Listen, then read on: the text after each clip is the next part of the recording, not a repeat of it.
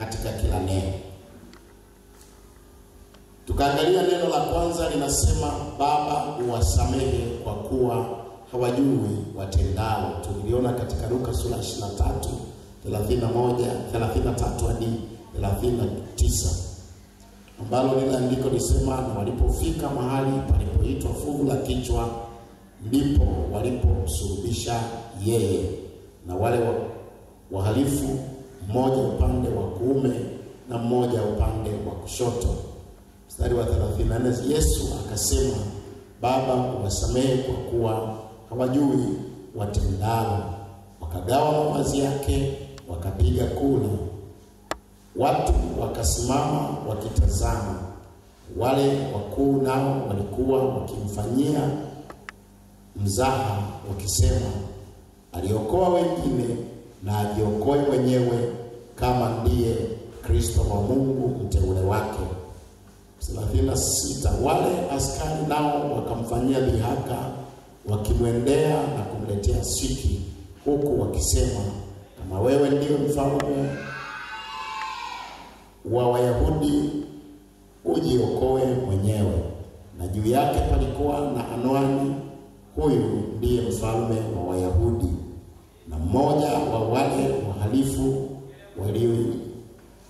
waliotungikwa alimtukana akisema, je, wewe si Kristo? Jiokoe nafsi yako na sisi. Tukaangalia kwamba walengwa hapa tuliwaorodhesha. Wangapi wanakumbuka? Nasema walengwa wanaoambiwa neno hili Baba uwasamehe linamwelekea Mungu.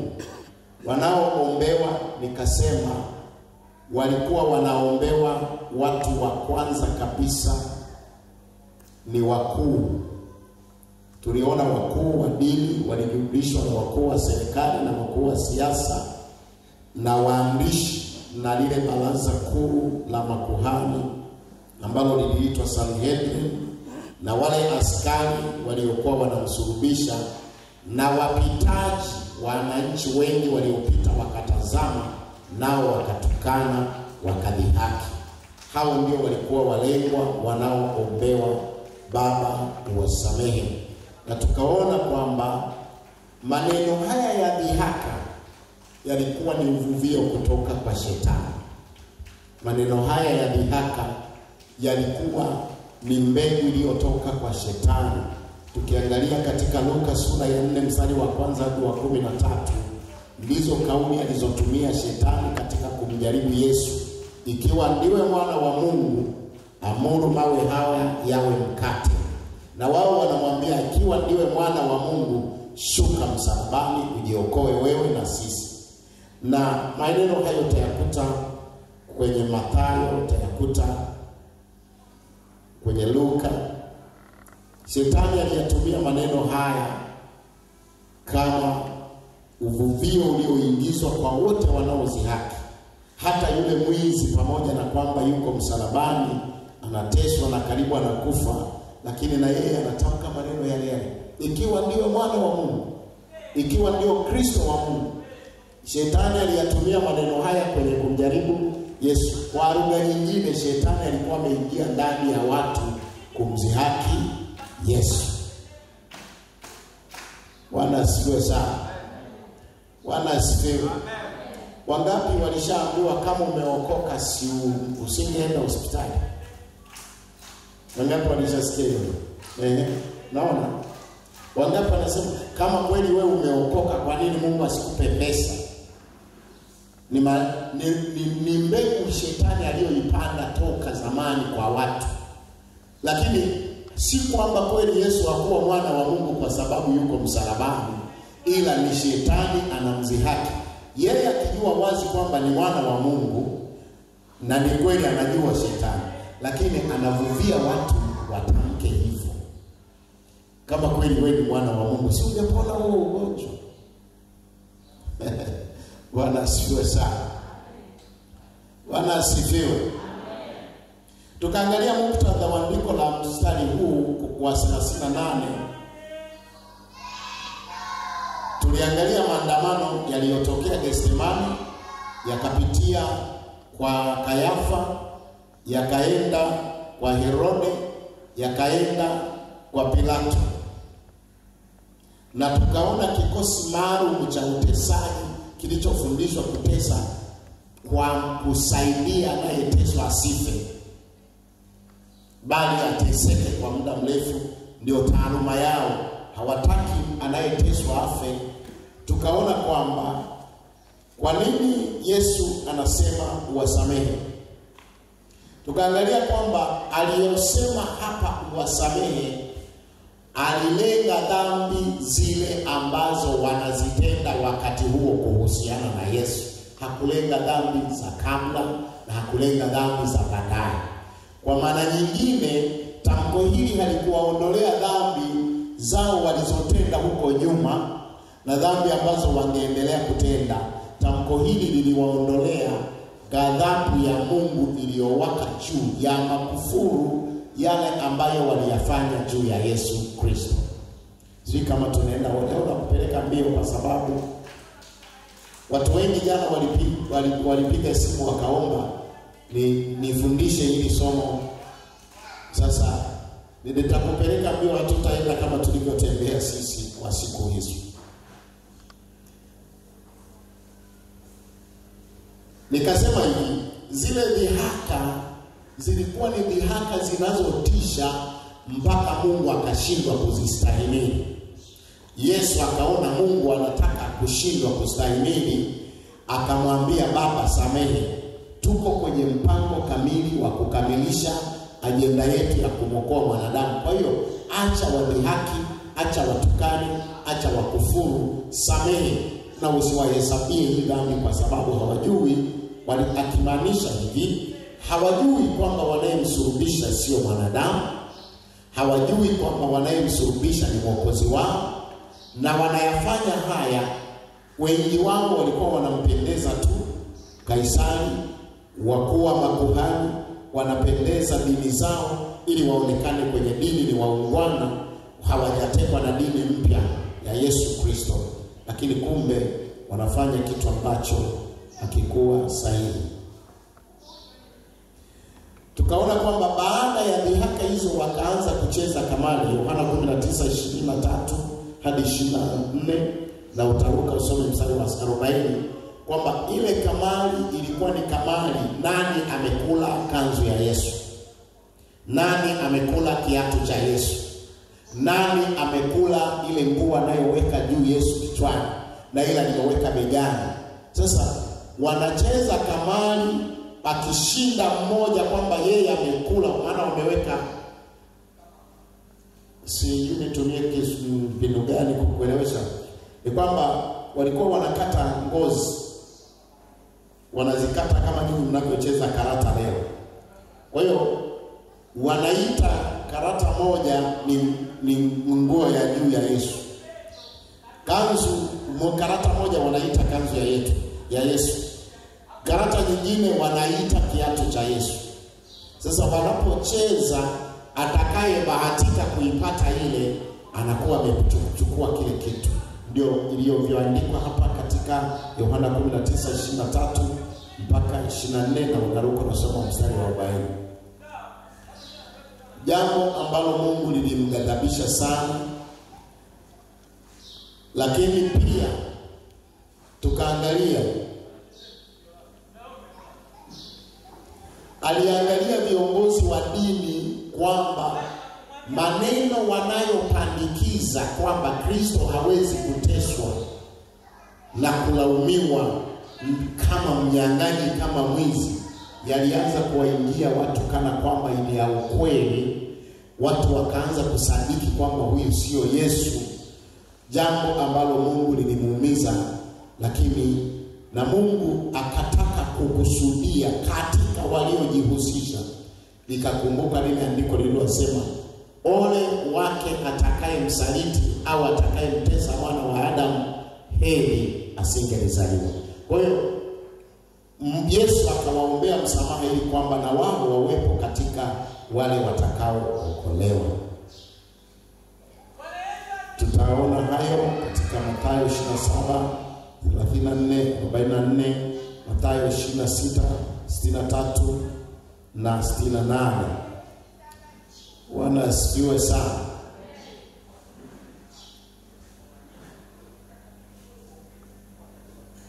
Lakini katika neno hili la kwanza kwamba Baba uwasamehe, lilikuwa limelenga kudhihirisha kwamba Yesu kuwepo pale juu ya mti na kuhukumiwa pamoja na wezi na kuhesabiwa ni mhalifu hakukuondoa uwezo wake wa utakatifu na haki yake ya kusamehe dhambi. Ndio maana wanamuona kama mhalifu, lakini anasamehe wenye dhambi. Wanasifiwa sana. Yaani yule Yesu kulitamka lile neno akiwa amehukumiwa kama mwenye dhambi, kulilenga kuwapa elimu, somo wanaofanya hivyo. Ndio maana kule mbele ukifuatilia unaona yule akida au mkuu wa kikosi cha usulubishaji, leo tungesema kiongozi wa wale task force, anasema hapana, huyu mtu alikuwa mwana wa Mungu. Lile somo limemuingia kwamba, lakini pili tukasema hivi, ninakupeleka mbio kwamba asilimia kubwa toka Agano la Kale mtu anapotaka kufa huwa anatubu. Sasa Yesu anataka kufa, badala ya kutubu yeye anawasamehe wenye dhambi, hajiombei yeye msamaha. Na mitume wote ukisoma, wengi walipotaka kufa waliomba Baba na walitafuta maombi au sala za kukubaliwa na Mungu. Na hata leo huwa tunaona mara kadhaa sisi wachungaji, watu wakikataka kukata roho wanatuita tuwaongoze sala, hata kama alikuwa mshirika, naomba niongoze sala ya toba niende kwa Bwana. Nikatoa mfano, mimi mchungaji wangu mmoja aliugua sana, ikafika siwezi kumtaja. Ilifika siku moja usiku akatuma niende, nikaita niende. Nilipoenda akanipeleka chumbani, hata mke wake akamuondoa, akamwambia sikiliza mwanangu, katika washirika wangu hili ulijue wewe, naomba uniongoze sala ya toba, mimi nataka kwenda kwa Bwana. Wanasifiwe sana. Tofauti na Yesu, yeye anataka kufa, yeye haoni kama ana hatia, pamoja na kwamba amehukumiwa kama mwenye. Wanasifiwe sana. Jambo na kwa nini linawagusa hata hawa watesaji? Mtu yeyote anapokaribia kufa, ukweli wa moyo wake huwa unakuwa wazi ndani yake mwenyewe. Mtu yeyote anapokaribia kufa, hata leo ukimwambia una dhambi anasema mimi sina dhambi, lakini saa ya kufa anaikiri dhambi yake, tena anasema mwenyewe bila kuambiwa. Lakini Yesu saa anataka kufa, yeye anasema Baba wasamehe, kuonyesha kwamba yeye hakuwa na hatia pamoja na kuhukumiwa, na bado ilidhihirisha kwamba yeye pamoja na kwamba yuko msalabani ana nguvu ya kusaidia wengine. Wanasifiwe sana. Wanasifiwe. Amen.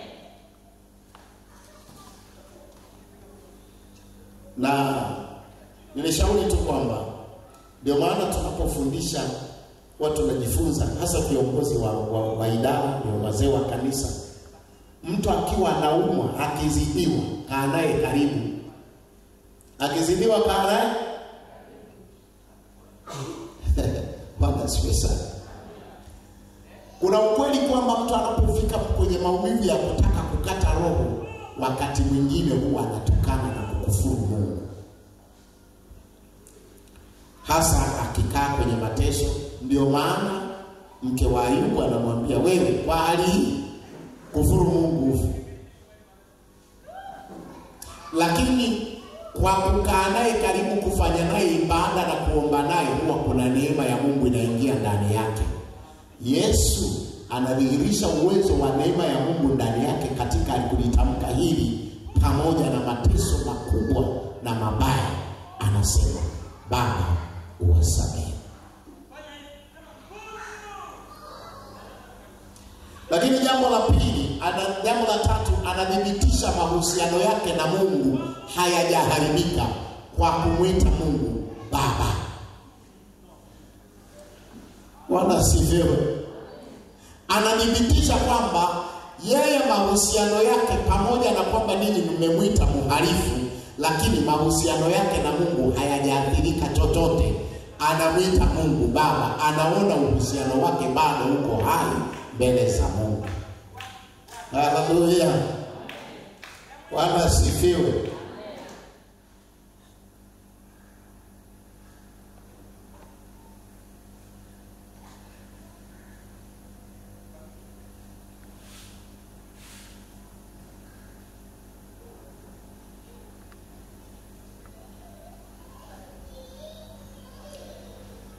Na alama hii iko kwa Wakristo, kwamba Wakristo hata wakitaka kufa, hata wakiwa wanauawa, huwa wanabariki wala hawalani, kuonyesha wao neema ya Mungu iko ndani yao. Sisi tuyasome kidogo ya maandiko, Warumi 12:20 na Matendo 7:57-60. Maandiko mengi sijasoma, nisome tu kwamba hiki ndicho kinachotudhihirisha sisi ni Wakristo. Hata akifa anaweza akawaita wadeni akawasamehe. Wakati wake akamwambia mke wangu, naomba nikusamehe na wewe unisamehe, mimi naenda kwa Baba. Anaita watoto na wasamehe na anawabariki, hawatamkii mabaya. Hata kama walimkosea watoto, walimtelekeza, kama neema ya Kristo iko ndani, saa ya kufa kwake anawabariki, hawachila. Bwana asifiwe sana. Bwana asifiwe. Na moyo wake huwa unatamani kutenda mema tu. Mtunzaji na mkuu huwa anatushuhudia ushuhuda mmoja, anasema alikuwa na mzee wake wa kanisa, akaugua akiwa Muhimbili, amezidiwa sana. Anamwambia mwiteni mchungaji. Asema sasa sijui nini.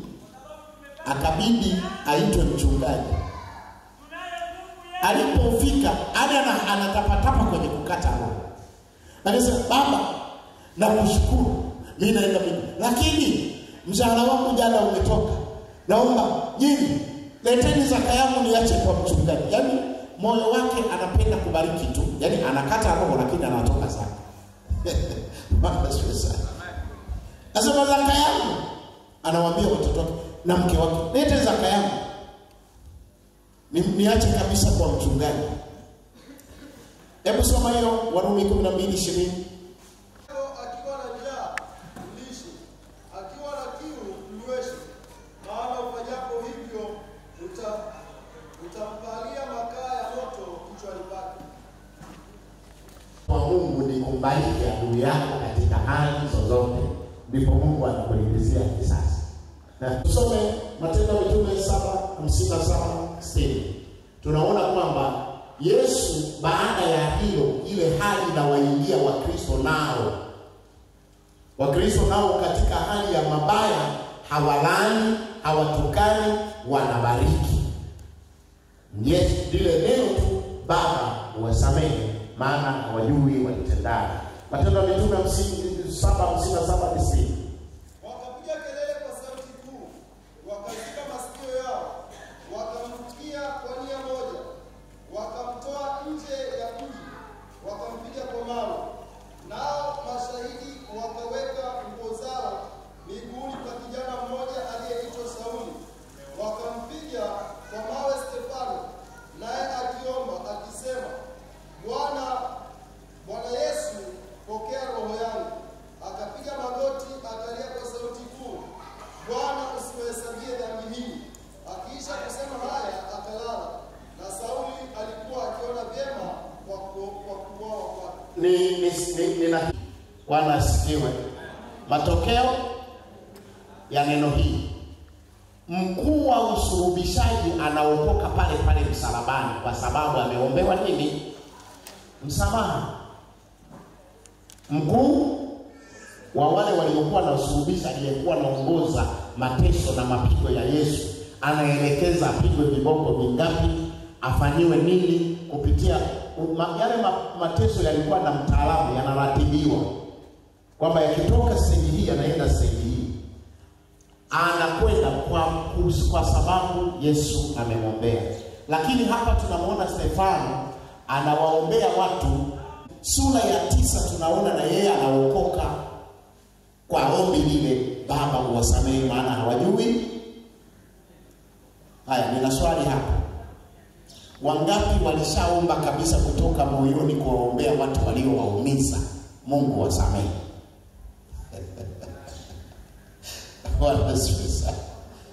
Wanasifiwe. Kabla ya Jumapili ya leo kumalizika ya Pasaka, muombe mtu aliyekuumiza hasa, Mungu msamehe.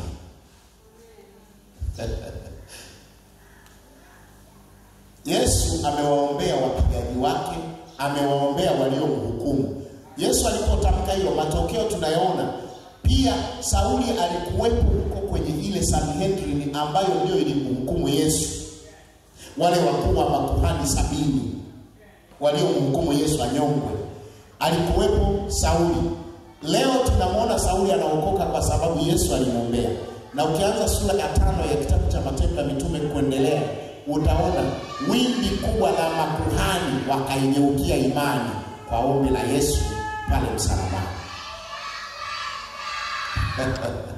Bwana sifiwe sana. Kwenye Zaburi 130 mstari wa 3 na wa 4 kusoma.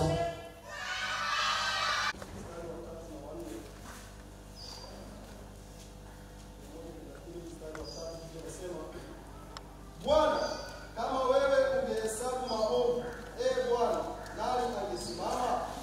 Lakini kwako kuna msamaha ili wewe uogope. Kwa mateso ya Yesu kwamba angeyahesabu maovu, hakuna ambaye angeokoka katika walioshiriki kutesa. Ni mwingi wa rehema, akawaombea. Tulisoma na ile Isaya 53 mstari wa 12. Akasema yeye alimwaga nafsi yake, acha tukisoma. Alimwaga nafsi yake, akawaombea wakosaji, wakasamehewa. Hebu ushike mkono jirani yako, mwambie. Ushike sasa mkono. Sasa wewe unanisikia? Angalia uso. Mwambie leo uumiza sana.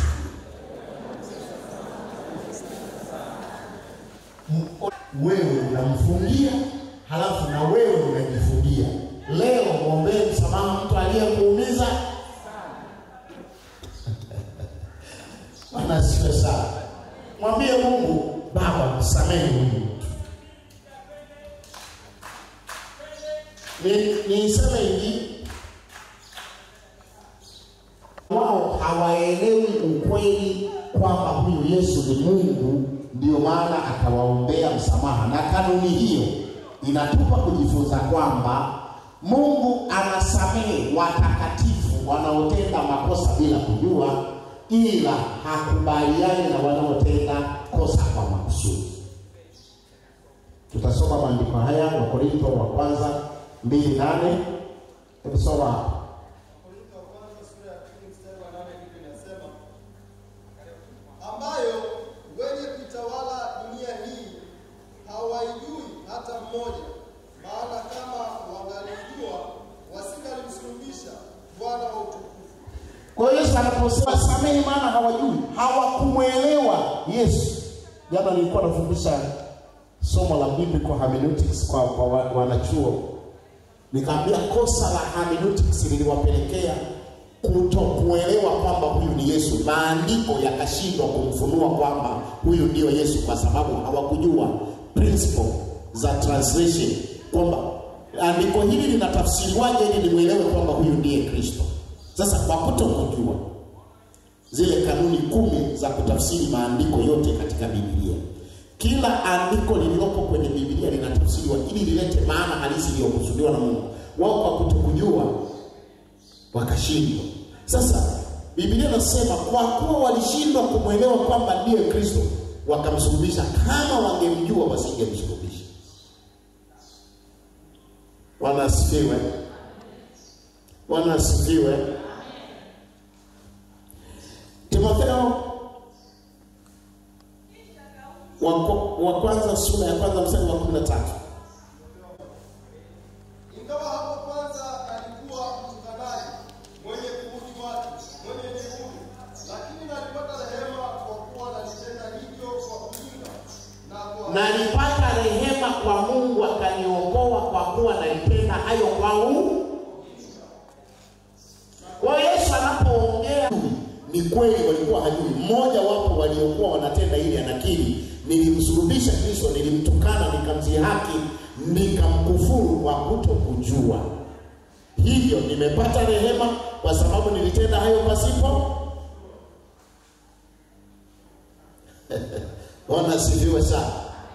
Bwana asifiwe. Mungu akusaidie usitende jambo unalojua ni ovu wakati ukijua, usilisubutu. Maana tunapata rehema. Nimalize mstari mmoja, Matendo ya Mitume 3:17 na 18.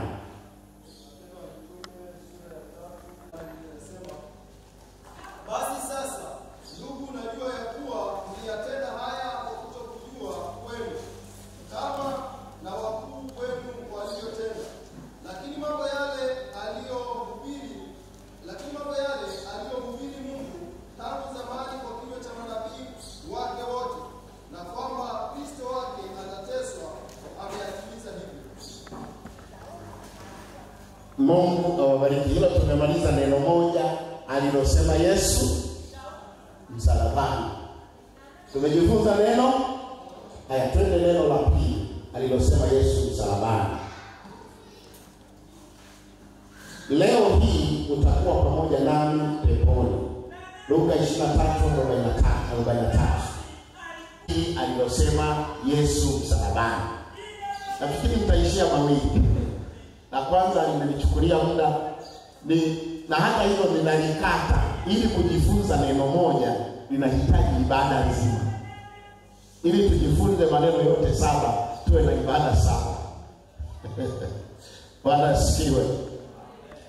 Haya, neno la pili, leo hii utakuwa pamoja nami peponi. Luka 23:43. Yesu akamwambia, "Amin nakwambia, leo hivi utakuwa pamoja nami peponi." Kisha akasema, Yesu, nikumbuke utakapoingia katika ufalme wako." Yesu akamwambia, "Amin nakwambia, leo hivi utakuwa pamoja nami peponi."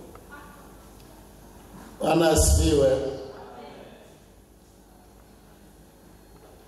Nitafupisha kwa sababu si muda hauniruhusu. Yesu akamwambia, leo hii utakuwa pamoja nami peponi. Biblia ina udhibitisho. Ngoja nikupe kitu kimoja. Kwenye tunapojifunza lile somo tunalojifunza Jumatano, hatumeliacha kwa sababu ya Pasaka. Tunalosoma Jumatano, kwa nini Biblia ni neno pekee la Mungu kuliko vitabu vingine vyovyote? Moja, Biblia haiandiki kitu kwa bahati na haiachi jambo kwa bahati, mbaya au nzuri. Haiachi. Hakuna lililoandikwa kwenye maandiko kwa bahati na hakuna lililoachwa kwenye maandiko kwa bahati. Kila kilichoandikwa kwenye maandiko kimekusudiwa kuandikwa. Kila kisichoandikwa kwenye maandiko kimekusudiwa kutokuandikwa. Wale niliokuwa nafundisha Jumatano niliwafundisha, ndio maana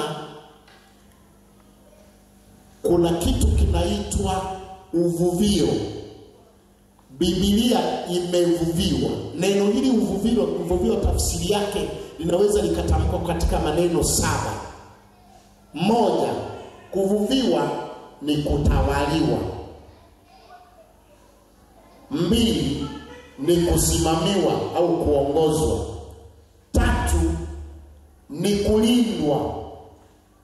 Kwa mwandishi alilindwa na Roho Mtakatifu aandike tu kile Roho Mtakatifu anataka na asiandike kile Roho Mtakatifu hataki kuandika. Kwa hiyo haya maneno 7 usifikiri kulikuwa na neno lililosahaulika kuandikwa. Yalitamkwa 7 tu kwa malengo ya makusudi maalum. Na Yesu kweli hakuongea neno mengine pale msalabani isipokuwa haya 7. Naelewa kwamba msalabani Yesu katundikwa toka saa 3 mpaka saa 9 anapokata. Lakini kwa muda wote kaongea maneno Bwana sio sana. Haya.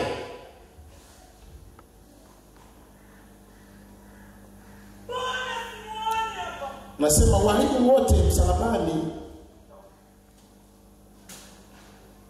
ndio waliokusudiwa neno hili.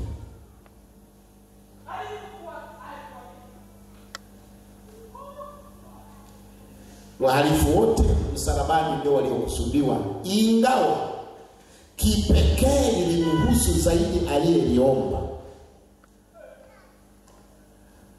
Neno hili alitamkiwa huyu ambaye ameliomba. Nifafanue mambo machache.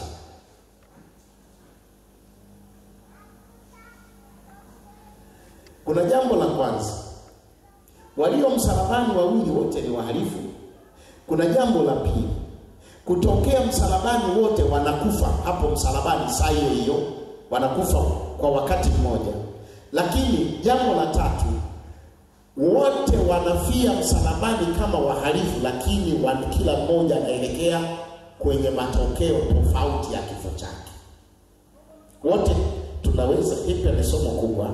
Wote tutakufa, tutazikwa ardhini wote, lakini matokeo ya roho zetu kila mmoja kivyake. Kwa nini? Kile alichoamua yeye kuhusu mahusiano yake na Kristo ndicho kinacholeta matokeo ya kifo chake. Hawa wako msalabani. Tukisoma huko mwanzo tunawaona kwenye zile zihaka, tunawaona wote walimtukana Yesu, wote walimziaki Yesu. Lakini mwishoni mmoja anageuka, anasema mimi hapana, mimi nisamehe, mimi nikumbuke katika ufalme wako. Mambo ya muhimu ya kuangalia hapa.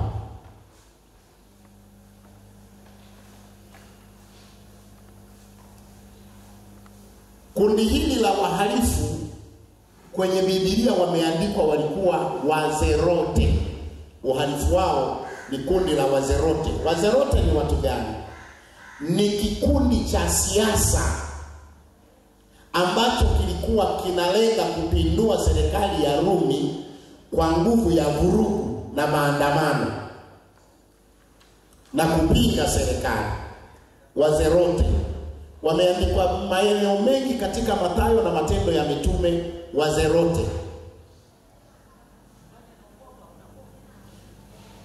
kwa lugha nyingine waliitwa Wanazarayo. Sasa kundi hili alikuwemo na mhalifu mwingine anaitwa Baraba, ambaye Pilato wakati Wayahudi wamempeleka Yesu anaomba, kwa sababu Pilato moyo wake unagoma, unakataa kumsulubisha Yesu.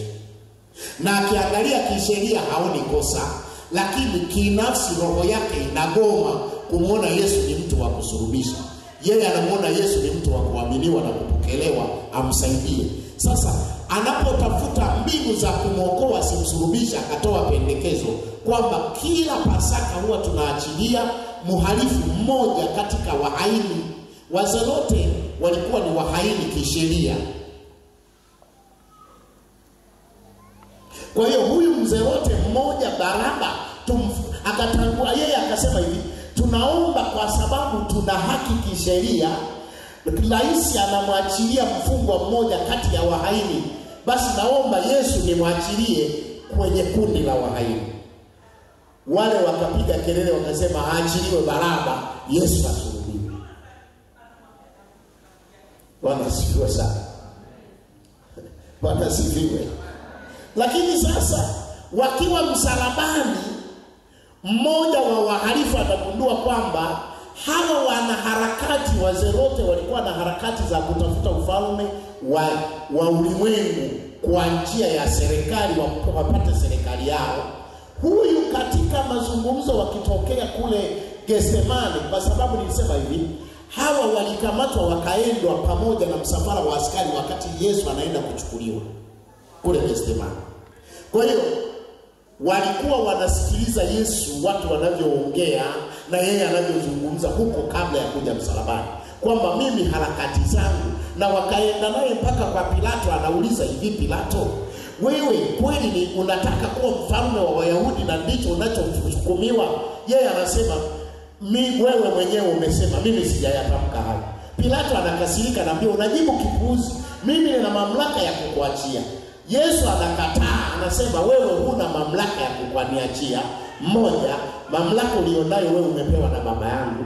Mbili, mimi nina uwezo wa kuyaita majeshi ya ufalme wangu mbinguni yakaja kunitetea.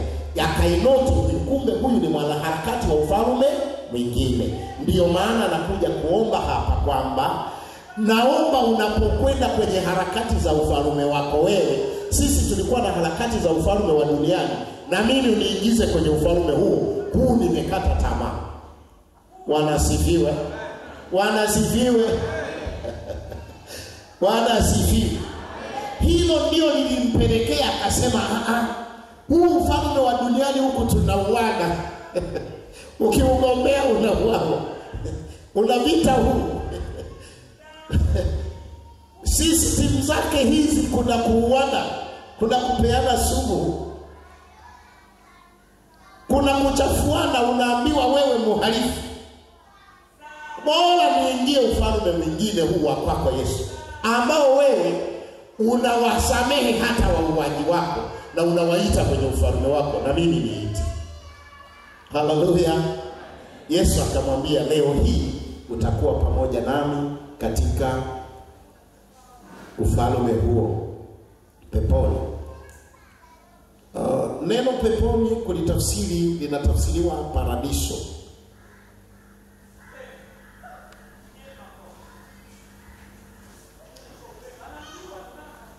Linatafsiriwa paradiso.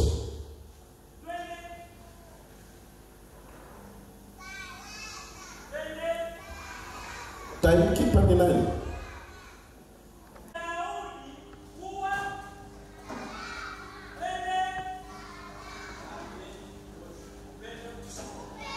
Mwalimu wa pili alitumia neno baya zaidi ambalo linaitwa blasphemia.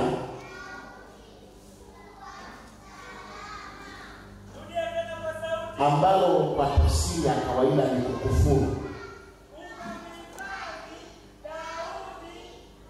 Aliposema wewe si Kristo. Somo kubwa katika neno hili la pili. Somo kubwa katika neno hili la pili. Kuna nafasi nzuri kwenye ufalme wa Mungu kuliko huko duniani.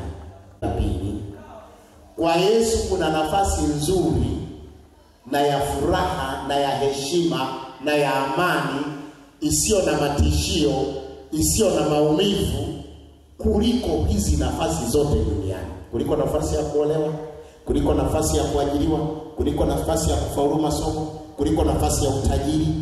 Kwa Yesu kwenye wokovu kuna nafasi nzuri zaidi.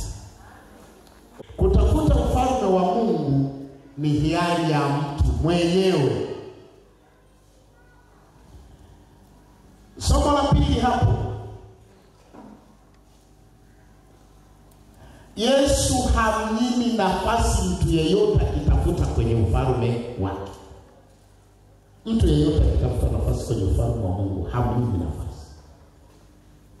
Hawa wametoka kumtukana, leo anamwambia twende wote peponi leo hii. 6:13 hadi 31 utaona habari ya paradiso ni kitu gani.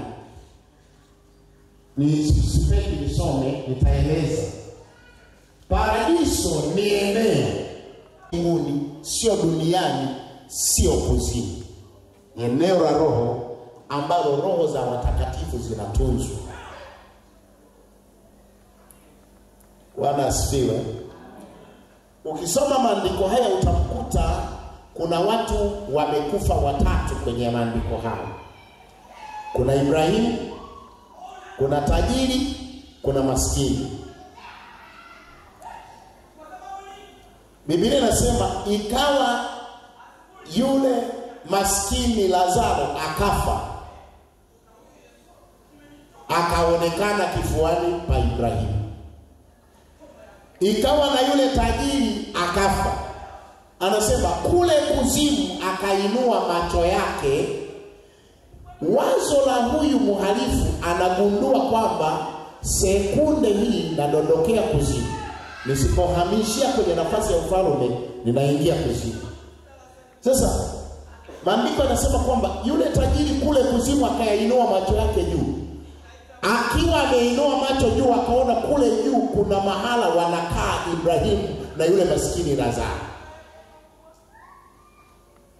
Ndipo anasema, Baba Ibrahimu, mtume Lazaro aje nidondoshee angalau tone la maji kwenye ulimi wangu, maana huku kwetu kuzimu tunateketezwa, tunaunguzwa kwa moto. Angalau anipoze kidogo. Ibrahimu anamwambia hivi, kati ya paradiso na kuzimu kuna mpaka usiovukika. Walio wa kuzimu hawavuki kuja paradiso, walio wa paradiso hawavuki kuja kuzimu. Bwana asifiwe. Bwana asifiwe. Ndio maana wale mnaosoma kitabu cha Wafalme, nilitegemea mtapata swali wakati tunapata kusoma kitabu cha Wafalme. Wachache wanaoniuliza, wanamuona mtu anamuita Samueli na yule mtu ni mchawi, anamuita Samueli na Samueli anatokea. Na wewe unaamini kwamba yule ni Samueli. Mtu akiendaga paradiso hauwezi ukamuita akarudi duniani. Maana akaomba ombi la pili, kama hapa kuzimu au basi mwambie kutokea huko paradiso aende kule duniani, akawaambie ndugu zake kwamba huku niliko kuja mimi huku kuna mateso. Kumbe Lazaro kale kama maskini kalikuwa kameokoka, tukakadharau, kameenda paradiso. Waambie wafuate njia ya Lazaro na wenyewe waende wapi? Paradiso. Bwana asifiwe sana. Bwana asifiwe sana. Tuhitimishe neno hili kwa kusema hivi.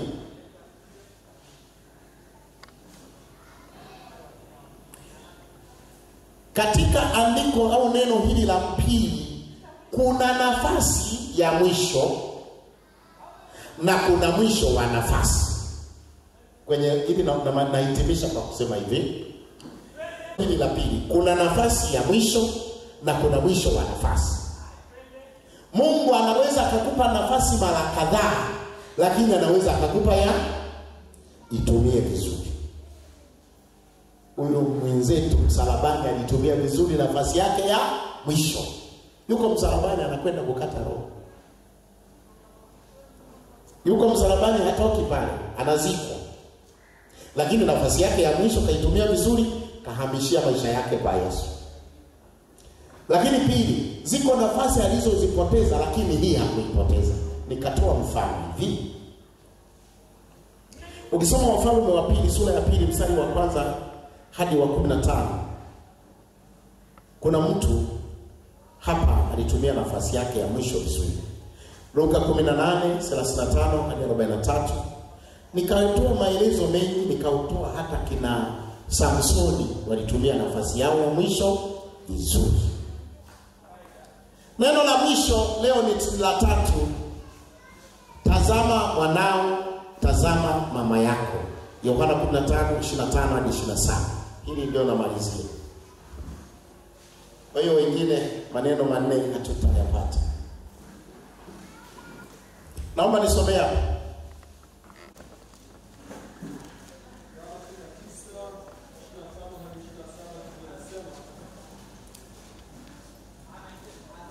Na penye msalaba wake Yesu walikuwa wamesimama mamaye na umbu la mamaye, Mariamu wa Klopa na Mariamu Magdalene.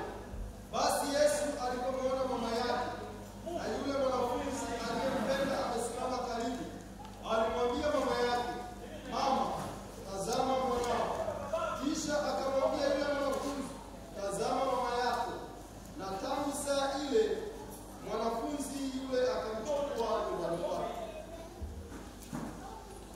Bwana Yesu alilosema akiwa msalabani. Katika maelezo ya ujumla ya maneno 7 nilisema hivi, maneno haya Yesu hakupaswa ayaseme popote isipokuwa akiwa msalabani. Na angeyasema popote yasingekuwa na matokeo haya.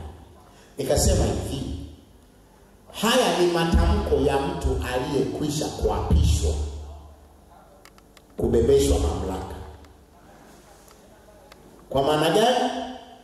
Nikasema hata rais naweza mkapiga kula akapita na akatangazwa, lakini mpaka aapishwe. Ilikuwa lazima Yesu ayatamke haya akiwa uchi msalabani.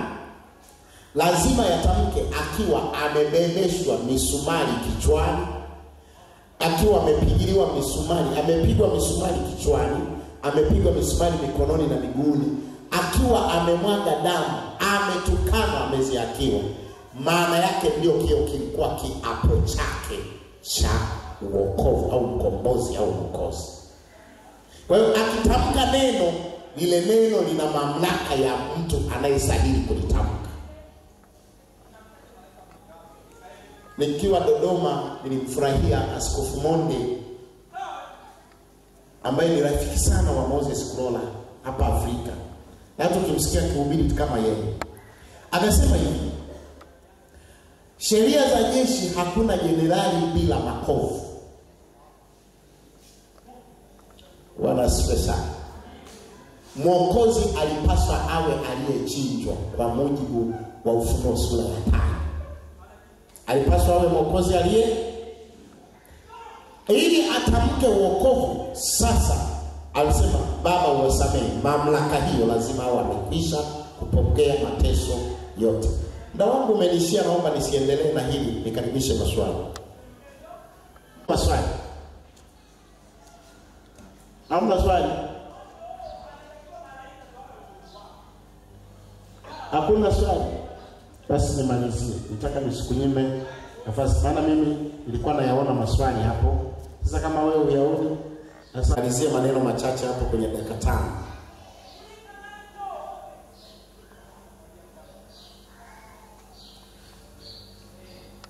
Muktadha wa neno hili, mtazame mama yako, mtazame mwanao, lilikuwa lina mambo makuu haya niliyaonyesha kwenye maandiko.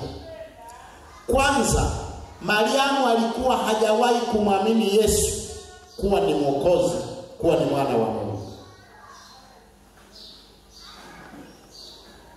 Hiyo ndio sababu ya Yesu anasema mtazame mwanao. Na anapomwambia Mariamu, lilibeba dhana mbili. Kwamba Mariamu, wewe unamuona huyu Yesu msalabani ni mwanao, chunguza vizuri, ugeuke nia, namna ya kumpendea na namna ya kumtazama na namna ya kumsema.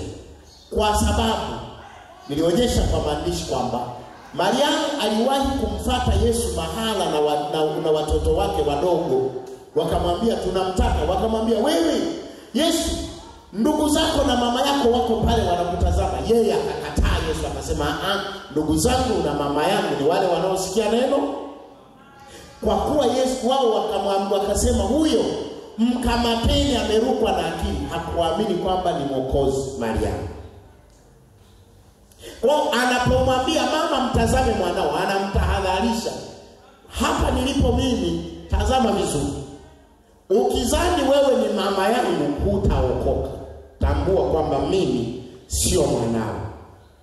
Na kama unanijua ulivyopata mimba, ukumbuke uzazi ndio ulivyoupokea.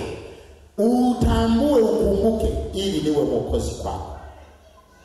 Kwa sababu ulipokea mimba ukiwa bikira bila mimba. Tena kwa neno la malaika, kwa nguvu ya Roho Mtakatifu.